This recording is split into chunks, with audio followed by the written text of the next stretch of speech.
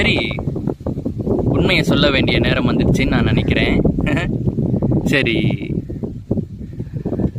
அதாவது முதல்ல இது சொல்லிக்கிறேன்.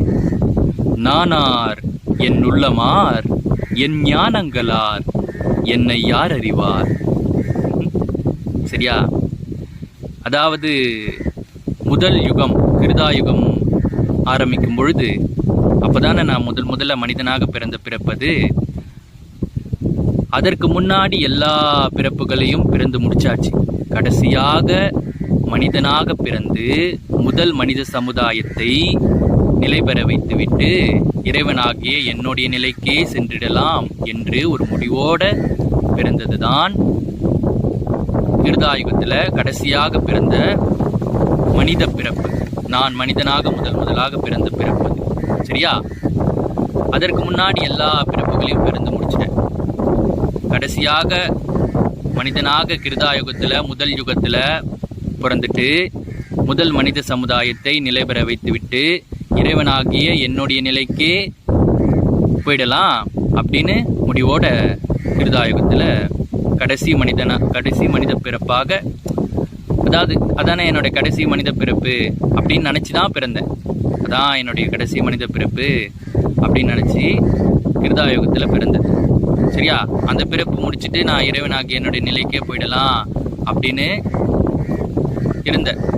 சரியா? இப்போ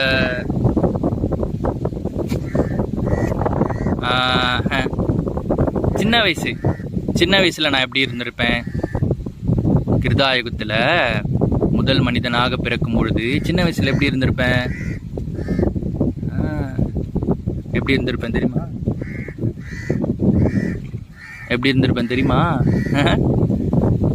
இப்போ நீங்கள் முருகன் வழிபட்டுட்டு இருக்கீங்களா? முருகன். சரியா? முருகன். சரியா? கையில் வேலோட. சரியா? சத்தம் கேக்குதா? சரி, அதான் முருகன்.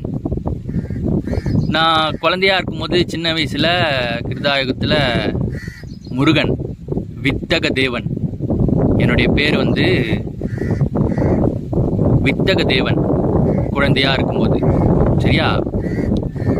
முருகனும் என்னுடைய பேர் தான். சரியா? அதுக்கப்புறம் காலங்கள் சென்றன. கிருதாயுகத்தில் என் தோற்றமும் மாறியது. சரியா? அதுக்கப்புறம் சின்ன வயசு முடிஞ்சிட்டதுக்கப்புறம் பெரிய வயசு வரும்ல, அதாவது சின்ன வயசு முடிஞ்சதுக்கப்புறம் பெரிய வயசு வரும்ல, அப்போ எப்படி இருந்திருப்பேன்? நடராஜன், சிவன். சரியா? பெரிய வயசு ஆனதுக்கப்புறம் எப்படி இருந்தேன்? நடராஜன், சிவன், சடையன், சூரிய தேவன். அப்படி பெரிய வயசு ஆனதுக்கப்புறம் எனக்கு வச்ச பேர் சூரிய தேவன். சிவன் அதுவும் என் பேர் தான். சிவன் பெரிய வயசு ஆனதுக்கப்புறம். சரியா? சூரிய தேவன், சிவன். சரியா? சடையன், நடராஜன். சரியா?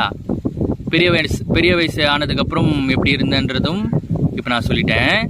சின்ன வயசில் நான் எப்படி இருந்தேன் கிருதாயுகத்தில், அதுவும் இப்போ நான் உங்களுக்கு சொல்லிட்டேன். சரியா? இப்போ புரிஞ்சுதா?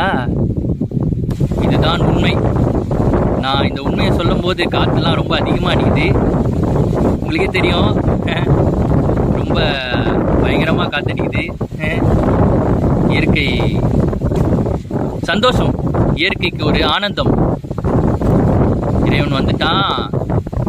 இறைவா, உன்னை மறுபடியும் பார்க்கறது, உன்னை மறுபடியும் பார்க்கறதுல எங்களுக்கு ரொம்ப இனம் புரியாத ஒரு ஆனந்தம் அப்படின்ற அந்த ஒரு சந்தோஷத்தை வெளிப்படுத்துறது தான் இந்த பயங்கரமாக காத்தடிக்கும்.